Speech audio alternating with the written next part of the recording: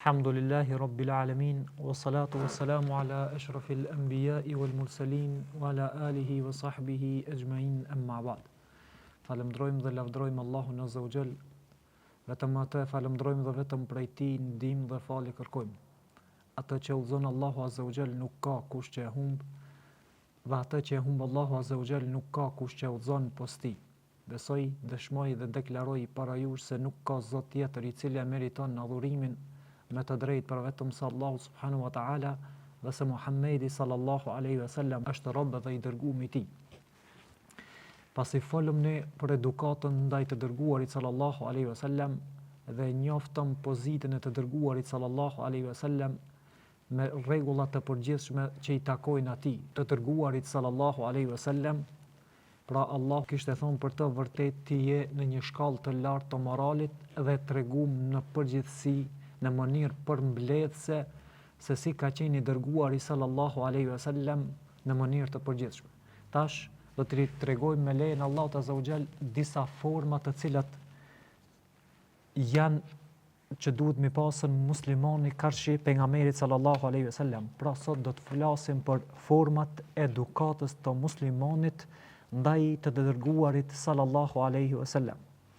E para çështje që duhet të kehet parasysh apo që duhet të njihet parasysh, e para çështja është që besimi në të, do të thonë të besohet në të dërguarin e Allahut sallallahu alaihi wasallam dhe njohjen e pozitës së tij tek Allahu azza wa jall. Besimi në të dërguarin sallallahu alaihi wasallam dhe pozita e tij e të dërguarit sallallahu alaihi wasallam tek Allahu azza wa jall. Për këtë na tregon më qartë ajeti Kuranit ku thot: "A'udhu billahi minash shaitanir rajim. Kul ya ayyuhan nasu inni rasulullahi ilaykum jami'an alladhi lahu mulku as-samawati wal ard la ilaha illa huwa yuhyi wa yumit فآمنوا بالله ورسوله النبي الأمي الذي يؤمن بالله وكلماته واتبعوه لعلكم تهتدون." Ku thot Allahu azza wa jall, thuaj, pra i drejtohet pejgamberit sallallahu alaihi wasallam, thuaj o Muhammed, o ju njerëz, unë jam i dërguar i Allahut azza wa jall. Pra jam ai i cili më ka dërguar Allahu azza wa jall, unë jam i dërguar i tij te të gjithë juve. Pa marr parasysh se është arab apo jo arab, i bardh apo i zi. Allahut që vetëm i tij është sundimi i qiejve dhe i tokës, dhe s'ka të adhuruar me të drejtë përveç se tij, përveç se Allahut xhalla xhelaluhu. Ai jep jetë dhe ai vdes, apo ai jep vdekje.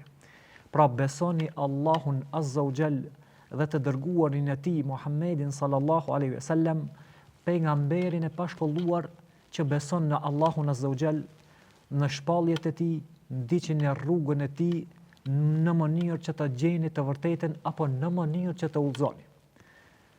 Qadi Iyadi rahimahullah thot: besimi në ta, pra besimi në të dërguarin e Allahut sallallahu alaihi wasallam, do të thot besim në pejgamberllëkun e tij, që është dërguar, dhe misionin e Allahut azza wa jall, që ai e ka ngarkuar atë me mision për ta përcjellë mesazhin e Allahut azza wa jall në tokë, si dhe besimin në çdo gjë me të cilën ka ardhur dhe për të cilën ka thonë, do me thonë çdo fjalë dhe vepër apo miratim që e ka bërë pejgamberi sallallahu alaihi wasallam, ta besosh atë duke u bashkangjitur kësaj edhe besimin me zemër.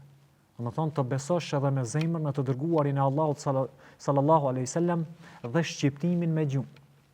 Do me thonë të shqiptohesh me gjuhë se enne Muhammed Rasulullah, se me të vërtet i dërguari sallallahu alaihi wasallam është i dërguari i Allahut azza wa jall. Dhe shqiptimin me gjuhë, do me thonë edhe besimi me zemër, edhe shqiptimi me gjuhë, duhet këta pa tjetër, është domosdoshme që të besohen këta të dyja, do me thonë të bashkohen këta të dyja, besimi me zemër dhe shqiptimi me gjuhë, të bashkohen, atëherë ai e ka plotësuar besimin e tij.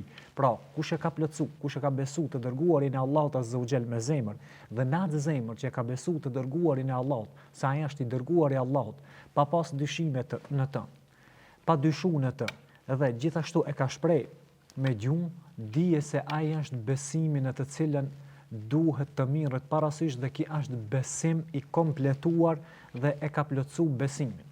Gjithashtu pejgamberi sallallahu alaihi wasallam thot: "Walladhi nafsu bi Muhammedin bi yadihi la yasma'u bihi ahadun min hadhihi al-umma yahudiyan wala nasraniyan thumma yamutu wa lam yu'minu billadhi ursiltu bihi illa kana min ashabin nar." Që pejgamberi sallallahu alaihi wasallam ka thonë, pasha atë në dorën e të cilit është shpirti i Muhammedit sallallahu alaihi wasallam, s'ka njeri i cili dëgjon për mua, qoftë hebrej apo qoftë i krishter, e pastaj vdes duke besu në ata. Vdes, do me thonë në mesazhin me tënë, do me thonë vdes në ata që unë jam dërgu, do të jetë prej banorëve, edhe nuk e pranon këta, ai do të jetë prej banorëve të zjarmit të xhenemit. Allahu na ruajt prej tij. Pra kjo ishte argumenti i dytë që na e sjell pejgamberi sallallahu alaihi wasallam, se besimin e të dhe pozita e njohjes tek Allahu azza wa jall. E dyta që duhet të ceket është dashuria ndaj të dërguarit të Allahut sallallahu alaihi wasallam. Kjo do të thotë që ta duash më shumë se veten, familjen, pasurinë dhe të gjithë njerëzit të cilët i ki përreth. Kjo e tregon dashurinë ndaj të dërguarit sallallahu alaihi wasallam.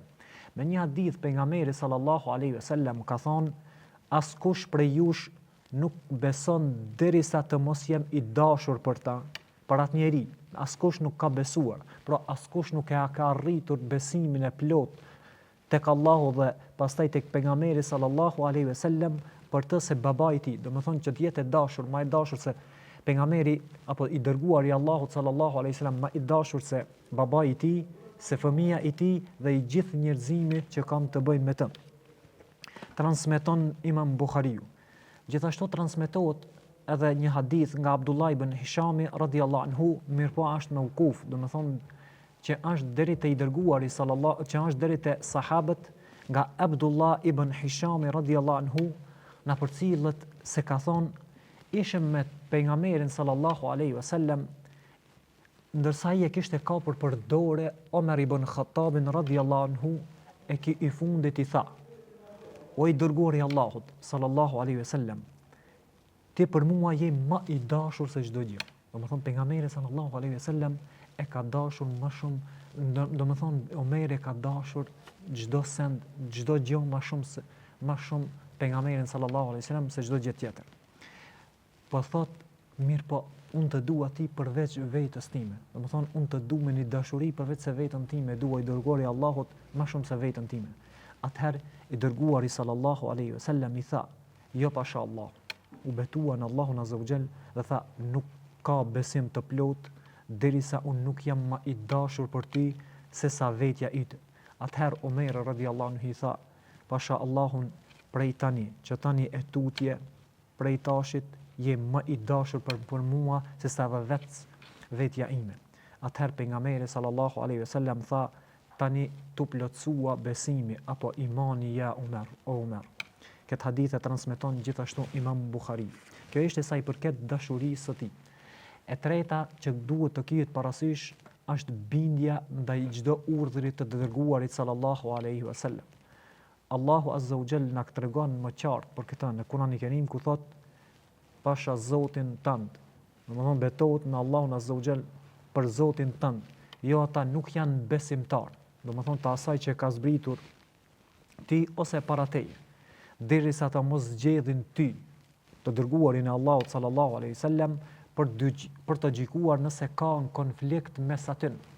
Nëse në një popull ka në konflikt, nuk ka besuar askush prej jush, për derisa të mos e zgjedhin, nëse kanë konflikt mes tyre të mos e zgjedhin, do të thonë gjykimin tënd, gjykimin që i ka zbrit pejgamberit sallallahu alaihi wasallam, e të mos ndjejnë pak kënaqësi nga gjykimi dhe derisa të mos binden sinqerisht. Pra gjykimi të dërguarit sallallahu alaihi wasallam është gjykim i Allahut azza wa jall që ka zbrit për robërit e tij. Madje Allahu azza wa jall bindje ndaj të dërguarit të tij sallallahu alaihi wasallam e ka bën çelës të dashurisë së Allahut azza wa jall. Çelës ndaj dashurisë së Allahut. Ai i cili bindet të dërguarit sallallahu alaihi wasallam i është bindur Allahut azza wa jall. Allahu i madhërisht thot, thuaj, nëse e doni Allahun azza wa jall, atëherë ejani pas meje. Pra ndiqni rrugën e të dërguarit sallallahu alaihi wasallam, që Allahu t'ju doj, t'ju afale gjunahët, mëkatet e juve, sepse Allahu azza wa jall është ai që fal shumë robërit e tij, mëshiron shumë robërit e tij. Thuaj, bindjuni Allahut dhe të dërguarit, e nëse ata refuzojnë, pra t'i bindën Allahut azza wa jall dhe t'i bindën të dërguarit sallallahu alaihi wasallam, atëherë Allahu nuk i do ata të cilët i bëjnë ortakëri, apo nuk i do ata të cilët nuk e besojnë Allahun azza wa jall, nuk i do pabesimtar. Ibn Kathiri rahimahullah ka thonën, kjo ajet është gjikues për çdo njërin i cili e pretendon se e don Allahun azza wa jall, por që nuk e pason rrugën e pejgamberit sallallahu alaihi wasallam, ky njeri llogaritet gënjeshtar derisa nuk e pason, derisa nuk shkon sipas sheriatit të cilët e ka shpjegu pejgamberi sallallahu alaihi wasallam dhe fenë e tij, dhe në të gjitha fjalimet dhe veprimet e tij. Gjithashtu pejgamberi sallallahu alaihi wasallam ka thonë, i gjithë ummeti jem do të hyjnë në xhenet, përveç atij që refuzon. Than, o i dërguari i Allahut sallallahu alaihi wasallam, e kush refuzon? Pejgamberi sallallahu alaihi wasallam tha, të gjithë do të hyjnë në xhenet. E kush nuk do të hyjë në xhenet? Kush nuk më respekton mua, nuk do të hyjë në xhenet. Kush më këndoshton mua, ai e ka refuzuar xhenetin e Allahut azza wa jall. Po ashtu ka thonë pejgamberi sallallahu alaihi wasallam, kush më respekton mua, e ka respektuar Allahun azza wa jall. E kush më kundërshton mua, pra kush e kundërshton sunetin e të dërguarit sallallahu alaihi wasallam, e ka kundërshtuar Allahun azza wa jall. E katra që mund ta veçojmë prej tyre është edhe braktisja e çdo gjëje që pejgamberi sallallahu alaihi wasallam e ka ndaluar dhe ka tërhequr vërejtjen për atë gjë. Ashtu siç është bindja ndaj urdhrit pejgamberit sallallahu alaihi wasallam, është obligim po ashtu edhe braktisja e asaj që pejgamberi sallallahu alaihi wasallam e ka ndaluar. Nëse ka dhënë ndonjë urdhër i dërguari sallallahu alaihi wasallam që për mu largu prej saj, largohu me nxitim, nga se në të nuk ka hajr, nuk ka dobi dhe nuk përkrahet nga ana e të dërguarit sallallahu alaihi wasallam. E gjithë kjo është obligim për muslimanin që të largohet. Allahu azza wa jall thot në një ajet tjetër të Kuranit, çka të ju japi dërguari i Allahut sallallahu alaihi wasallam, ata merrni. Çka të ju jap, do të thonë çka të ju urdhënoje, që ka të bëjë me gjykimin e Allahut azza wa jall, ata merreni. E çka të ju ndaloj, përmbajun e asaj, do të thonë largonu prej saj. I dërguari sallallahu alaihi wasallam ka thonë, veproni me ata që e kam porositur, apo me ato sene të cilët unë ju kam këshillu dhe ti veproni ata, me ato veproni që ju kam porositur. Sepse popujt që kanë qenë para jush janë shkatruar për shkak të pyetjeve të shumta. Kanë bën shumë pyetje vazhdimisht, të cilët e kanë ngarkuar dhe pastaj ka mundësi që nga ato pyetje me pas dal obligim mu pas bën për muslimanët. Dhe kundërshtimet e tyre ndaj pejgamberëve. Domethënë kanë bën pyetje të shumta dhe i kanë kundërshtuar pejgamberët pa asnjë farë argumenti. Kur t'ju ndaloj diçka, pra i dërguari sallallahu alaihi wasallam kur t'ju largoi diçka, apo kur t'ju ndaloj diçka, largohuni prej saj, ndërsa kur t'ju urdhëroj me diçka, domethënë bëni këtë vepër, atëherë përmbusheni atë me atë sa keni mundësi, me atë sa mundeni, me përpikmëri, domethënë bindjuni të dërguarit sallallahu alaihi wasallam.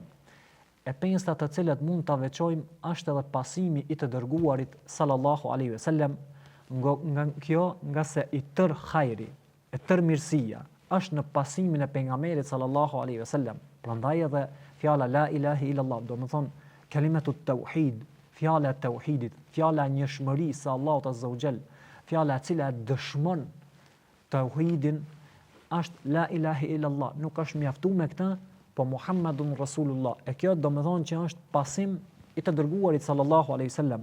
Allahu azza wa jall thot, ndiqeni rrugën e tij, që ta gjeni të vërtetën. Pra, ndiqni rrugën e pejgamberit sallallahu alaihi wasallam, sepse në atë rrugë, në rrugën e të dërguarit sallallahu alaihi wasallam gjendet e vërtetën. Gjithashtu thot, nëse i bindeni atij, në atë çka ju ka urdhëruar dhe në atë çka ju ka ndaluar. Nëse i bindeni në këtë rast, atëherë keni gjetur të vërtetën, keni gjetur hakun, pra keni gjetur fenë e pastër të Allahut Azza wa Jall. I dërguari sallallahu alaihi wasallam ka obligim vetëm komunikimin e qartë. Domethënë vetëm t'ja kumtoje, t'ja shpjegoje, t'ja tregoje njerëzve fenë, veç komunikimin e qartë, domethënë flase në mënyrë të qartë dhe t'i kallëzoje dispozitat e Allahut Azza wa Jall në tokë. E në një ajet tjetër thuaj, nëse e doni Allahun Azza wa Jall, atëherë ejani pas meje, pra ejani në ndjekjen e pejgamberit sallallahu alaihi wasallam që Allahu t'ju do juve. Kjo është dëshmi se nëse e don Allahun Azza wa Jall me do e mos, patjetër është obligim, është vajib, është farz që ta ndjekësh të dërguarin e Allahut sallallahu alaihi wasallam, nga se ndjekja të dërguarit sallallahu alaihi wasallam në bazë të saj, apo nëse e pranon të dërguarin dhe i shkon e pason të dërguarin sallallahu alaihi wasallam, kjo është premtim nga ana e Allahut se ja u fal mëkatet e juaja të cilët e keni bën. Se Allah është ai që fal shumë dhe mëshiron shumë dhe është mëshirues i madh. Gjithashtu mund të veçojmë edhe besimin në gjithçka që ka treguar, na ka paralajmëruar i dërguari sallallahu alaihi wasallam me anë të shpalljes në të cilën ja ka soll Xhibrili alayhi salam. Kjo për arsye se pejgamberi sallallahu alaihi wasallam informatat e tij i merr nga Allahu Azza wa Jall nëpërmjet Xhibrilit alayhi salam. Thot Allahu Azza wa Jall, pasha yllin kur ai bie, domethënë kur bie ije prej së larti e te poshtë, kur bien ylli te poshtë, shoku juaj Muhamedi sallallahu alaihi wasallam as nuk është njeri që ka humbur, as që ka devijuar nga e vërteta. Ai pikërisht gjendet në të vërtetën. Dhe ai nuk flet nga mendja e tij. Wa ma yantiqu anil hawa. Nuk flet nga hamendja e tij. Ai Kurani nuk është gjë tjetër pos shpallje që i shpallët atij, që i shpallët të dërguarit sallallahu alaihi wasallam, dhe ajo që i shpallët atë e kumton, ata e tregon, ata e kallëzon para njerëzve se kjo është mesazh i qartë dhe argument i qartë për njerëzit, domethënë, dhe kjo është argument për të gjithë ata njerëz, qofshin musliman apo jo musliman, se në ditën e Kiametit Allahu Azza wa Jall kur ta pyete pejgamberin sallallahu alaihi wasallam se aju ke treguar për mesazhin e Allahut Azza wa Jall në tokë, pra këto janë argumentet e qarta për njerëzit që kanë mendje. Atë ai mësoi, domethënë Allahu vazhdon atë, ai ja mësoi ai fuqi fort i Xhibrilit, domethënë Xhibrili alayhis salam ja ka mësuar. I dërguari sallallahu alaihi wasallam në çdo gjë që informon nga Allahu Azza wa Jall, nga Zoti i tij, është i sinqert. Madje do të çuditneni në sinqeritetin që ka pas pejgamberi sallallahu alaihi wasallam, e ka vërtetuar edhe jo besimtari para se ta vërtetoj besimtari musliman. Edhe pa besimtar, domethënë janë kanë vërtetues që e ka shpërndar mesazhin e Allahut Azza wa Jall pejgamberit sallallahu alaihi wasallam. Mushrikët e Mekës, pa besimtarët e Mekës, paganët e Mekës, para pejgamberllokut Muhammedin sallallahu alaihi wasallam, të dërguarin e Allahut sallallahu alaihi wasallam, e kanë emërtuar me novkën El Amin, besniku, i sinqerti. Domethënë i kanë besu edhe pa ardhur shpallja. E si ka mundësi që njeriu të jetë i sinqert para shpalljes, domethënë në raport me njerëzit, dhe si ka mundësi që këtë gënjeje, të mashtroje në emër të Allahut, asesi nuk ka mundësi.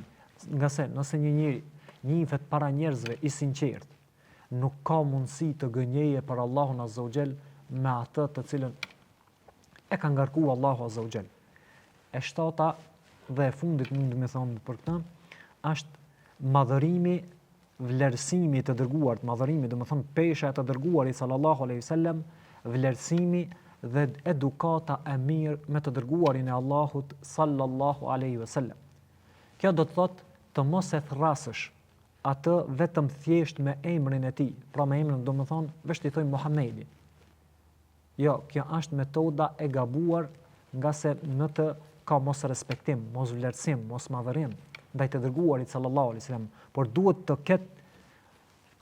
të kesh respekt të veçantë për të dhe ta shfaq domethënë nderimin për ta kur përmendet emri i tij. Allahu Azza wa Jall thot në Kur'anin e Kerim, thirrjen e të dërguarit të Allahut sallallahu alaihi wasallam mos e konsideroni si thirrjen tuaj ndaj njëri tjetrit që ja bani. Për shembull, o filan që i drejtohemi dikujt. Jo në këtë mënyrë me respektu të dërguarin sallallahu alaihi wasallam, apo jo në këtë mënyrë miu qas apo me thirr të dërguarin sallallahu alaihi wasallam, apo kur ta përmendni emrin e tij. Jo në këtë mënyrë. Allahu i di ata që tërhiqen prej jush tinzisht. Pa ata që kënë se bëjnë diçka ndërsa në zemën kanë ketë tjetër shka, le të ruhen ata që e kundërshtojnë rrugën e tij, pra rrugën e të dërguarit të Allahut sallallahu alaihi wasallam, se ata do t'i zonjë një telashe e madhe, ose do t'i godas dënimi i dhëmshëm nga Allahu azza wa jall. Po ashtu Allahu thot, ne të dërguam ty, o Muhammed, të dërguarit sallallahu alaihi wasallam, ne dërguam ty dëshmitar, përgëzues edhe qërtues, edhe përgëzues edhe qërtues. O ju njerëz, që t'i besoni Allahut azza wa jall dhe të dërguarit e tij dhe atë ta pakrani e ta respektoni atë. Pra këtu është ajo e cila respekti apo vlerësimi të dërguarit sallallahu alaihi wasallam. Allahun ta mëdhëroni çdo mëngjes dhe çdo mbrëmje. Po ashtu ka thonë, o ju që keni besuar, mos se gëritni zonin e juve mbi zërin e të dërguarit sallallahu alaihi wasallam. Pra kur të flasë dikush, mos flase me zën të lartë, ma zoni i lartë si të dërguarit sallallahu alaihi wasallam, dhe mos të mirët fjala e tij më lart se sa fjala e të dërguarit të Allahut sallallahu alaihi wasallam, sepse siç tham, wama yantiqu anil hawa, ai nuk flet nga hamendja e tij, mirë po ai flet nga ajo e cila e ka shpall Allahu azza wa jall mesazhin ndaj të dërguarit sallallahu alaihi wasallam, dhe ai atë ja komenton juve. Do t'i zhduk, pra mos e ngritni zonin me këtë më lart se pejgamberi sallallahu alaihi wasallam, dhe mos ju ngarmoni atij si ngërmoni njëri tjetrin.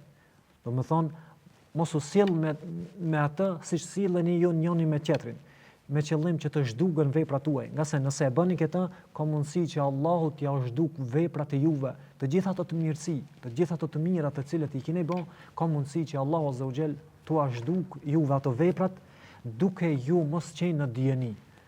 Pra kjo është ajo që e ka dhënë Allahu azza wa jall në Kur'anin e Kerim për të dërguarin e tij sallallahu alaihi wasallam. Ju do të çuditeni nëse kuptoni se për kë është shpallur ky ajet. Ky ajet është shpallur për dy më të mirët. Do të thonë, është për të ardhur çudi se ky ajet është shpallur për dy më të mirët. Për kanë të nderuarit të fisnik, ky ajet është shpallur për Ebu Bekrin radhiyallahu anhu dhe për Omerin radhiyallahu anhu. Pra, ky ajet pasi janë përgëzuar me xhenet nga ana Allahut azza wa jall, ku ka thonë pejgamberi sallallahu alaihi wasallam, Ebu Bekr fil janna wa Umar fil janna, dhe kështu me radhë vazhdon hadithi. Ebu Bekri që është në xhenet, do të thonë përgëzim për ata të cilët prejnë këtë dunjë, për Ebu Bekrin se do të jetë në xhenet edhe për Omerin se do të jetë në xhenet. Megjithatë ka zbrit kjo ajet se ka thonë keni kujdes, mos e ngritni zonën e të dërguarit sallallahu alaihi wasallam, mos e ngritni zonin më shumë se zoni të dërguarit sallallahu alaihi wasallam, nga se ka mundësi nëse e ngritni zonin më lart se të dërguarit sallallahu alaihi wasallam, Allahu ja zgjeson veprat e juve e ju nuk jeni ndjeni për këta.